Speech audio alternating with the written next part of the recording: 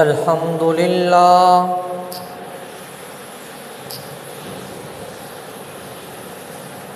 الحمد للہ وکفی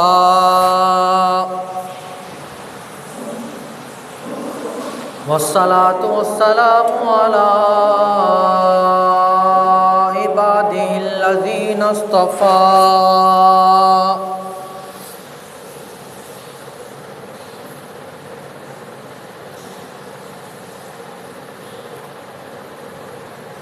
اما بعد فاعوذ باللہ من الشیطان الرجیم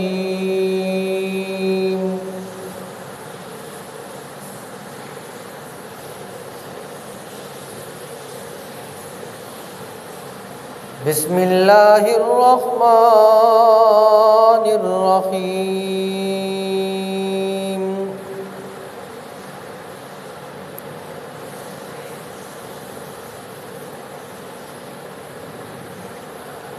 اذا جاء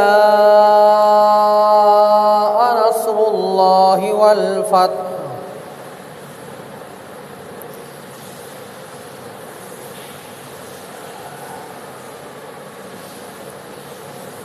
ورأيت الناس يدخلون في دين الله أفواجا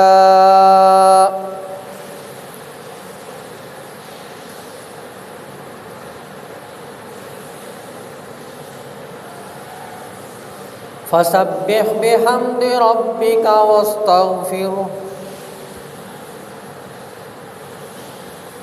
إنه كان توابا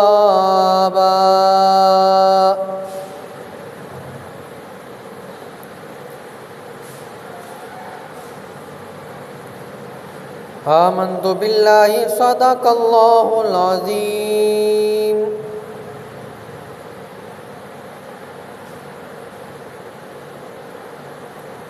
وبلغنا رسوله النبي الكريم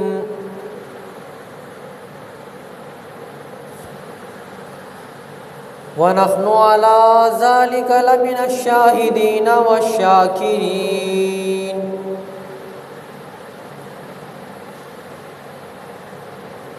والحمد لله رب العالمين.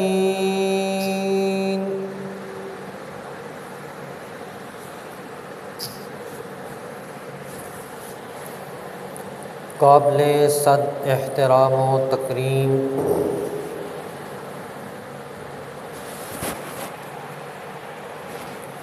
میرے واجب الاحترام دوستوں، بزرگوں،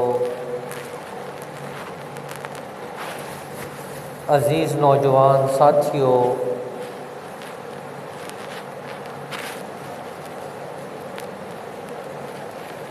میں نے آپ حضرات کے سامنے قرآن پاک کی ایک سورت سورۃ النصر پڑھی ہے.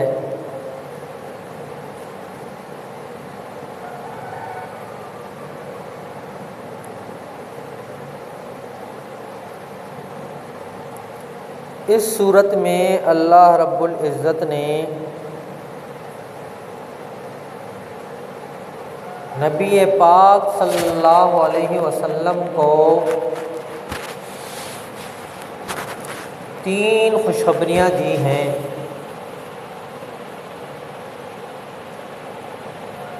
پہلی خوشخبری کہ اللہ کی مدد آپ کے پاس آئے گی.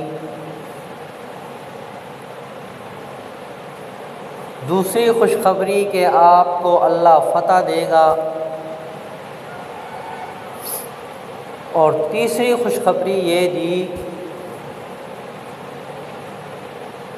کہ آپ کے دین میں یعنی دین محمدی میں لوگ جوق در جوق داخل ہوں گے.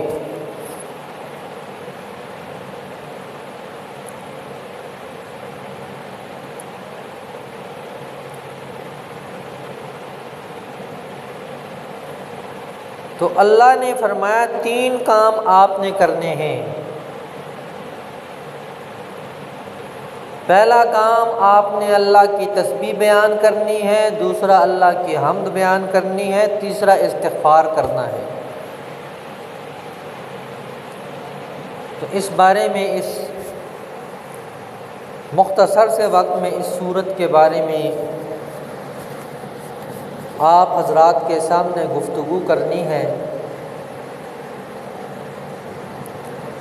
مفسرین نے لکھا ہے کہ جب یہ سورت نازل ہوئی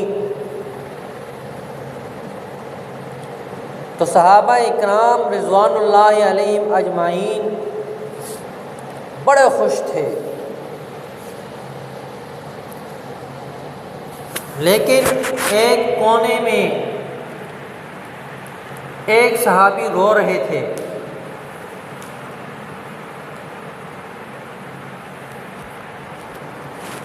کسی نے جا کے پوچھا کہ سب خوشی منا رہے ہیں، اللہ کی مدد آ رہی ہے، فتح آ رہی ہے،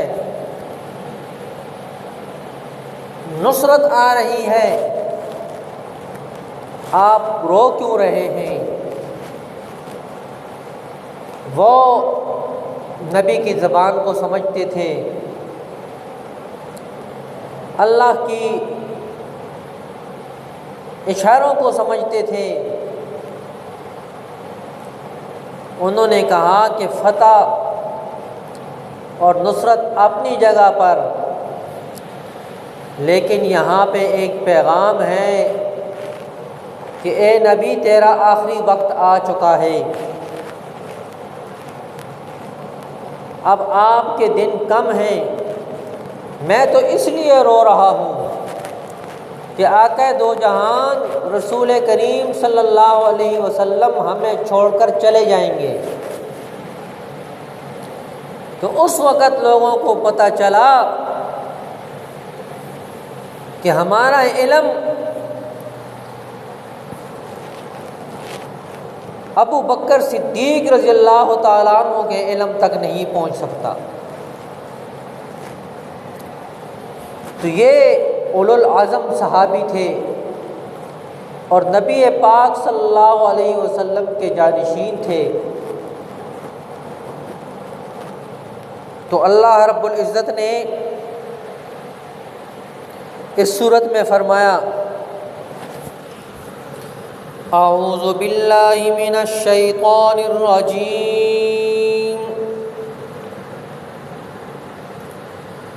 بسم اللہ الرحمن الرحیم اذا جاء نصر اللہ والفتح، اے میرے پیغمبر صلی اللہ علیہ وسلم، جب پہنچ چکے گی اللہ کی مدد، والفتح اور اللہ کا فیصلہ فتح کے دن، یعنی فتح آپ کو مل جائے گی۔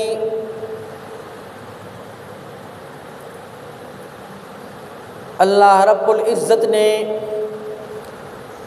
فتح مکہ میں دکھا دیا،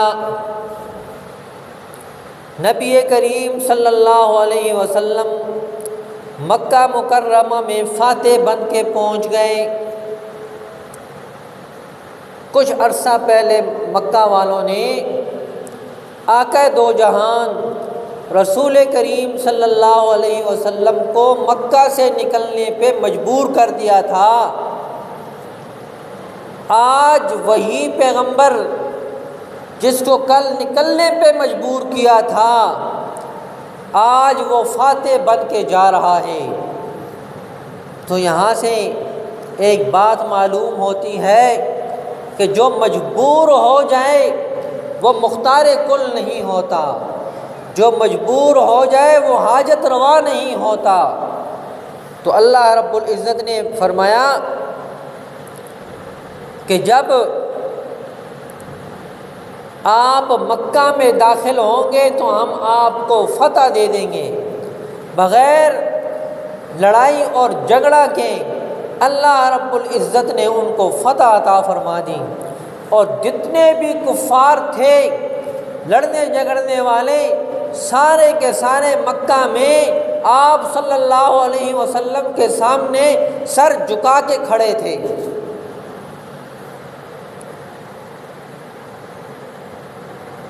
نبی پاک صلی اللہ علیہ وسلم نے فرمایا من دخل بیت اللہ، جو بیت اللہ میں داخل ہو گیا اس کے لیے امن ہے، جو ابو سفیان کے گھر میں داخل ہو گیا اس کے لیے امن ہے، جو اپنے گھر میں داخل ہو گیا اس کے لیے امن ہے، اور جس نے اپنا دروازہ بند کر دیا اس کے لیے بھی امن ہے۔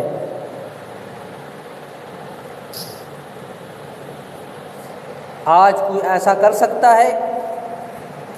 نہیں۔ یہاں تو کام ہی الٹ ہے۔ اگر کوئی فاتح بن کے جاتا ہے تو وہ بستیوں کو تیس نیس کر دیتا ہے، وہ جوانوں کا لحاظ تو کرتا ہی نہیں، بوڑھوں کا بھی لحاظ نہیں کرتا، بچوں کا بھی نہیں کرتا، خواتین کا بھی نہیں کرتا۔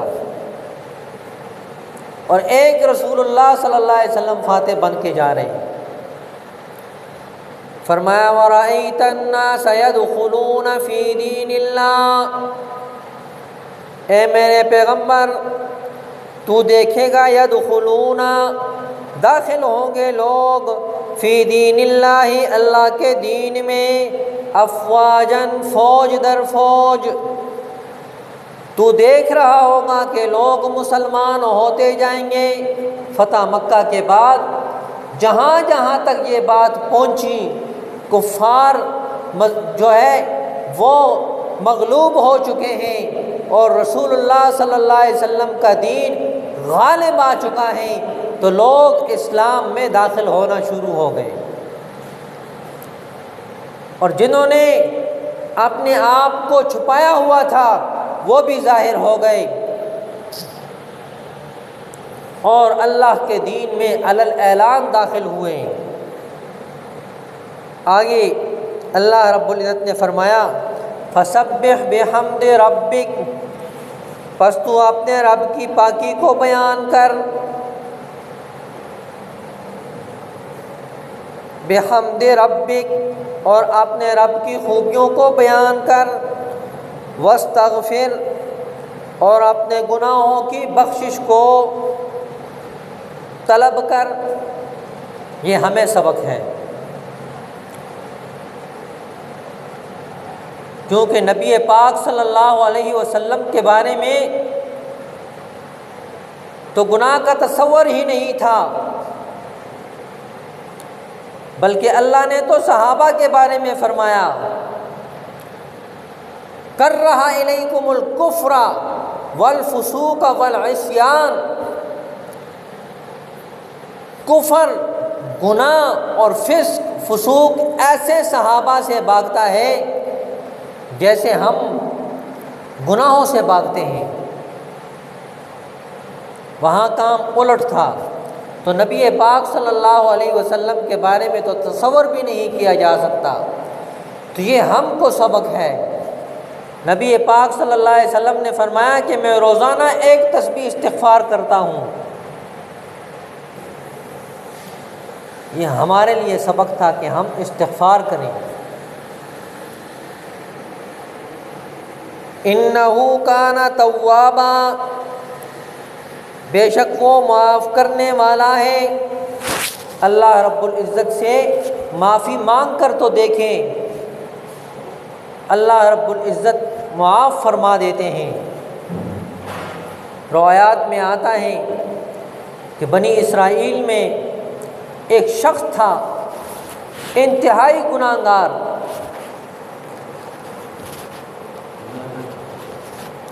انتہائی گناہگار تھا، محلے والوں نے اسے پکڑا اور اٹھا کے جنگل میں پھینک دیا، اتنا گناہگار جس سے پورا محلہ نفرت کر رہا تھا، اٹھا کے باہر پھینک دیا۔ اب جب پھینکا اس نے دیکھا کہ اب تو کوئی آسرا نہیں، بچنے کی کوئی صورت نہیں، تو اس نے اس وقت اللہ سے کلام کرنا شروع کر دیا۔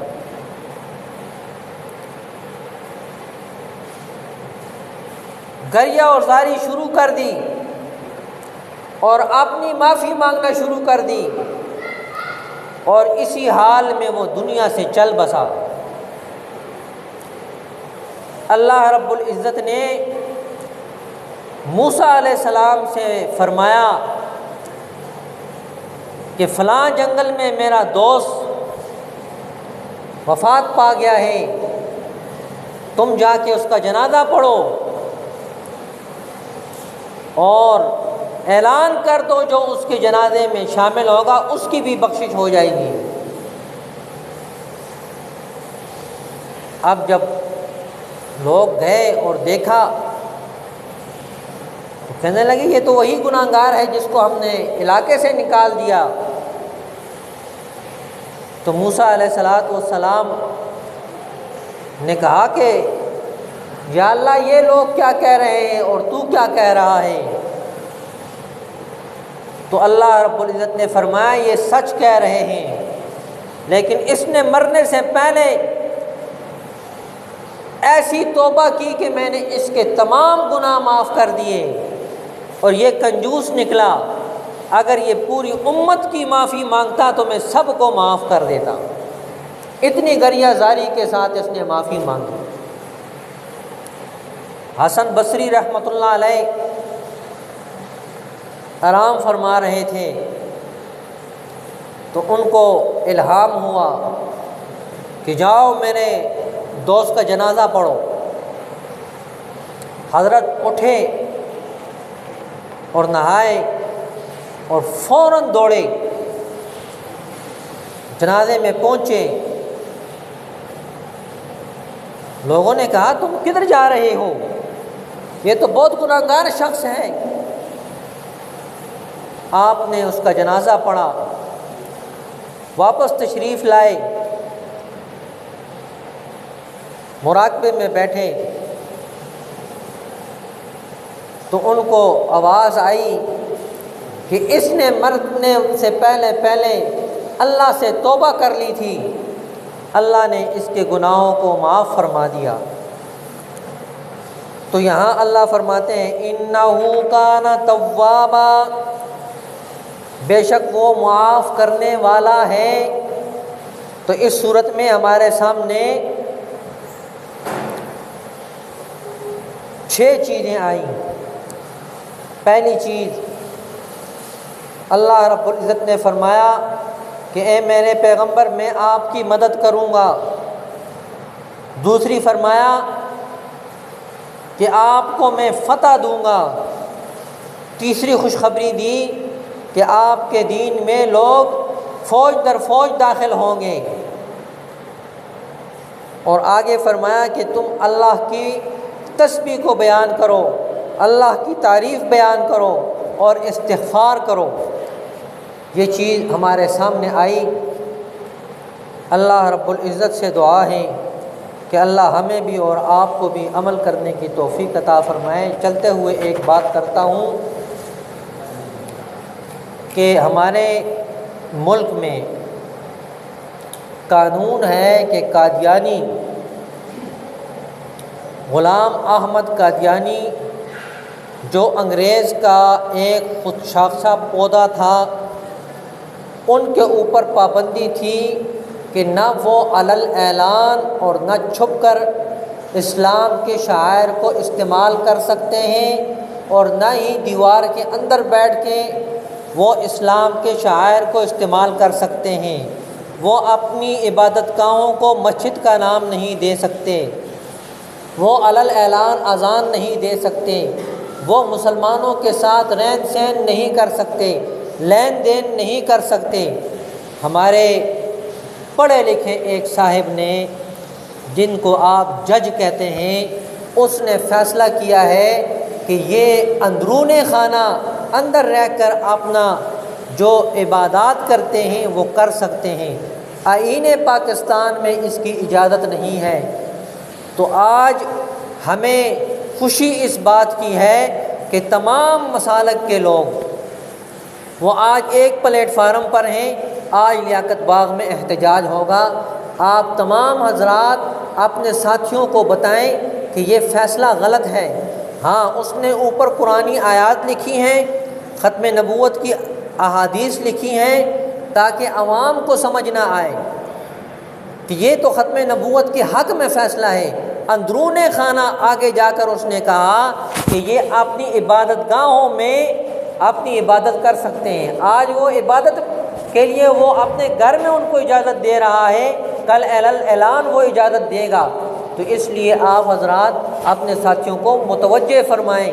اور قریب آپ کے پچھلے دنوں میں آپ نے سنا تھا کہ ایک شخص قادیانی ہے، وہ اعلان تبلیغ کرتا ہے۔ آپ لوگ اس سے بھی بچنے کی کوشش کریں۔ دعا ہے کہ اللہ رب العزت ہمیں حق پر چلنے کی توفیق عطا فرمائے۔ وما علینا الا البلاغ۔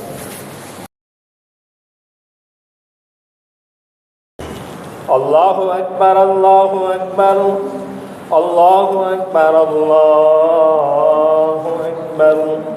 اشہد ان لا الہ الا اللہ، اشہد ان لا الہ الا اللہ، اشہد ان محمد رسول اللہ، اشہد ان محمد رسول اللہ۔ حی علی الصلاة، حی علی الصلاة، حی علی الفلاح، حی علی الفلاح۔ اللہ اکبر، اللہ اکبر، لا الہ الا اللہ۔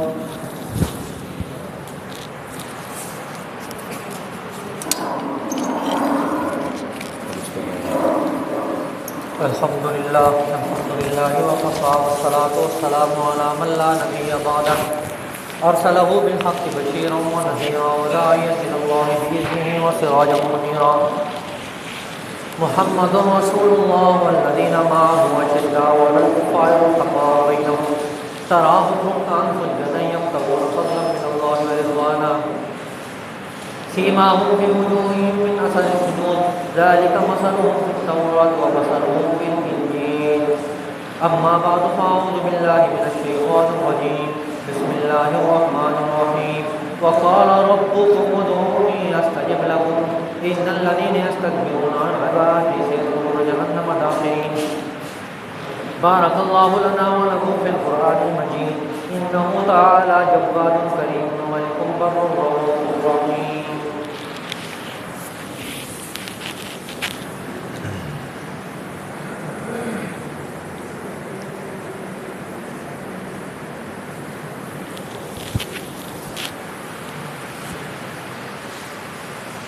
الحمدللہ نحمدہ ونستعینہ ونستغفرہ ونؤمن بہ ونتوکل علیہ ونعوذ باللہ من شرور انفسنا ومن سیئات اعمالنا، من یہدہ اللہ فلا مضل لہ ومن یضلل فلا ہادی لہ، ونشہد ان لا الہ الا اللہ وحدہ لا شریک لہ، ونشہد ان سیدنا وسندنا وحبیبنا وطبیبنا وطبیب قلوبنا ومرشدنا ومهتدنا وهادینا وسبلنا ومولانا محمدا عبدہ ورسولہ۔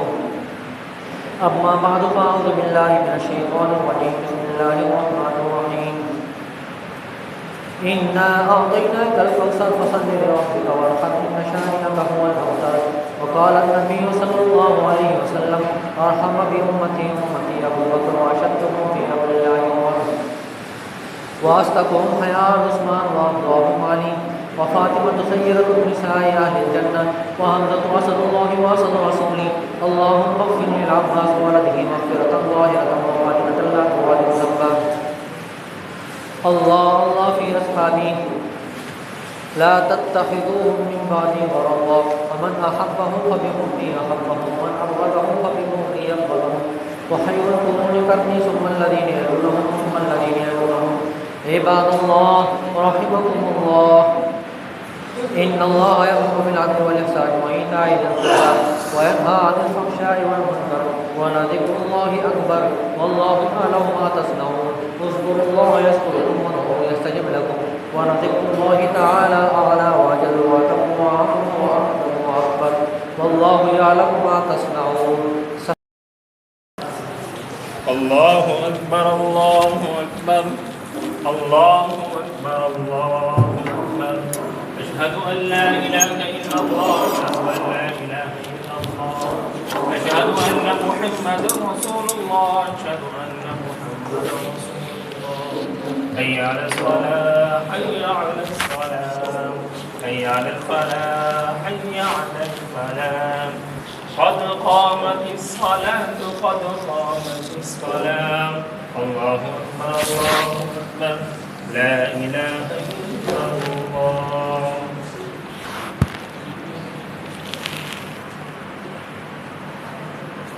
الله أكبر.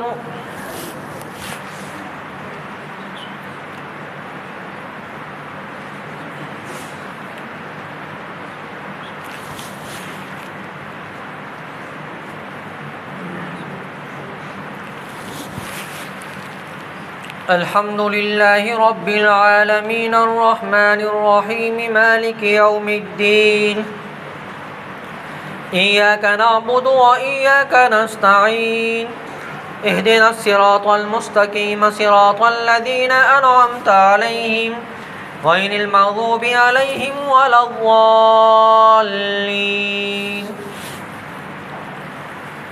ألم تر كيف فعل ربك بأصحاب الفيل ألم يجعل كيدهم في تضليل وأرسل عليهم طيرا أبابيل ترميهم بحجارة من سجيل فجعلهم كعصف مأكول. الله أكبر.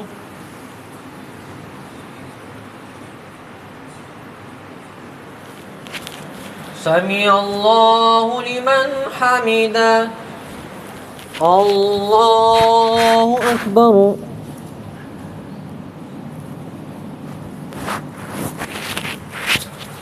الله أكبر. الله أكبر.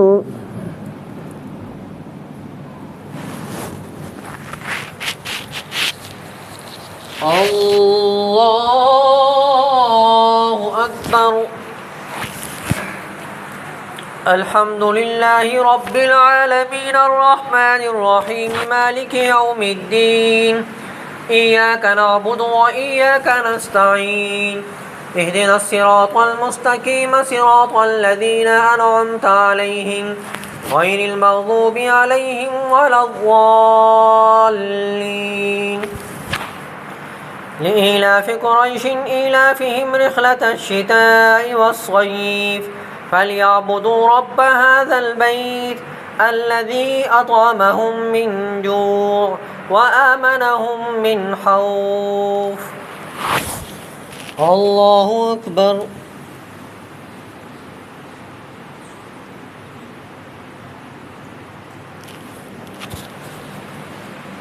سمع الله لمن حمده. الله أكبر.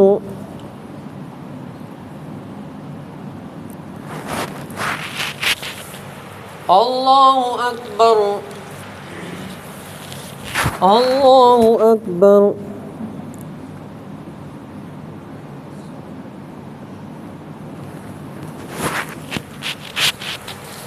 الله أكبر.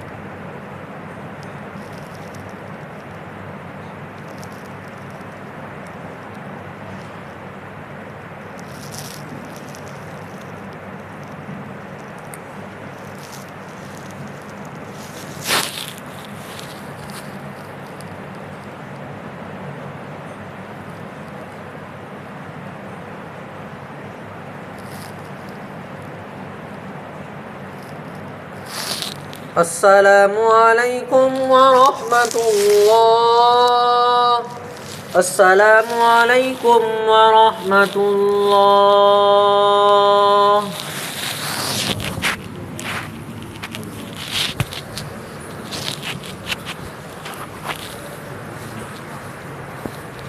اللهم انت السلام ومنك السلام، تباركت ربنا وتعاليت يا ذا الجلال والاکرام۔ یا الہ العالمین، آدم علیہ السلام سے لے کر آج تک جتنے مسلمان دنیا سے رخصت ہو چکے ہیں، یا الہ العالمین سب کی بخشش فرما، سب کے درجات کو بلند فرما، سب کے قبروں کو یا الہ العالمین تو منور فرما۔ یا الہ العالمین جتنے بھی مسلمان جہاں کہیں بھی ہیں، روحانی جسمانی بیمار ہیں، سب کو شفاء کاملہ عاجلہ مستمرہ عطا فرما۔ علماء حق کی حفاظت فرما، دینی مدارس کی، مکاتب کی، خانقاہوں کی، مراکز کی، مساجد کی یا الہ العالمین تو حفاظت فرما۔ یا الہ العالمین جتنے بھی حضرات جس شعبے میں کام کر رہے ہیں، یا الہ العالمین دین کے تمام شعبوں میں جو کام کر رہے ہیں ان کی حفاظت فرما۔ یا الہ العالمین ان کی ضروریات کو پوری فرما۔ جو حضرات ختم نبوت کے لیے دن رات کوشاں ہیں، یا الہ العالمین ان کے جان مال عزت آبرو کی یا الہ العالمین تو حفاظت فرما۔ یا الہ العالمین فتنوں کا دور ہے، ہر طرف سے فتنے امڑ رہے ہیں، یا الہ العالمین امت مسلمہ کی حفاظت فرما، امت مسلمہ کو فتنوں سے محفوظ فرما۔ یا الہ العالمین جو حضرات علماء کے ساتھ طلباء کے ساتھ تعاون کرتے ہیں، یا الہ العالمین ان کی جان مال عزت آبرو میں برکت نصیب فرما۔ یا الہ العالمین ہم سب کو دین پر چلنے کی توفیق عطا فرما، دینداروں کے ساتھ وابستہ رہنے کی توفیق عطا فرما۔ جتنے حضرات دور دراز سے تشریف لاتے ہیں، قدم قدم پہ یا الہ العالمین ان کو برکتیں نصیب فرما۔ یا الہ العالمین ہم سب کو مرتے وقت تک دین پر استقامت نصیب فرما، اپنی رضا نصیب فرما، اور جب موت کا وقت آئے تو ہم سب کی زبانوں پر کلمہ طیبہ لا الہ الا اللہ محمد الرسول اللہ جاری فرما۔ وصلی اللہ تعالی علی خیر خلقہ محمد وآلہ واصحابہ اجمعین برحمتک یا ارحم۔